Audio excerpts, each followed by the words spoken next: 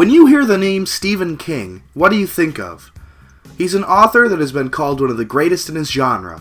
He's been called a master of horror and suspense. His books have been turned into some of the most successful horror movies of all time. Carrie, The Shining, Misery, and now It has been made into a 2-part movie series. But when many horror fans think of Stephen King, they're reminded of the movies made out of his books that flopped. Children of the Corn is an underground success, but is still easy to make fun of. The movies Dreamcatcher and Sleepwalkers are really bad. And then, there's his made-for-TV movies.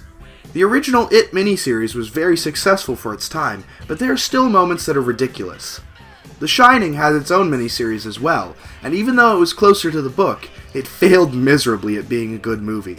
I distinctly remember watching Bag of Bones, a miniseries that starred Pierce Brosnan, and being confused and bored through the whole thing. So, in terms of movies, Stephen King seems to have had more flops than successes.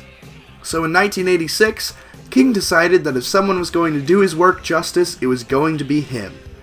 He set out to make the best adaptation of his work that the screen had ever seen. And he made Maximum Overdrive. The movie tells the story of a group of people stuck in a truck stop in North Carolina as machines rise up to destroy mankind. A strange comet had passed over Earth, leaving a glowing green cloud over the atmosphere. The cloud gives all of the machines on Earth the ability to become sentient and destroy humans. The people in the truck stop, led by Emilio Estevez of Breakfast Club fame, are trapped by a horde of 18-wheeler semi-trucks, led by an evil truck with a green goblin face on the front. The movie falls into the so bad it's good category, with every character playing a weirdly written and overacted cartoon.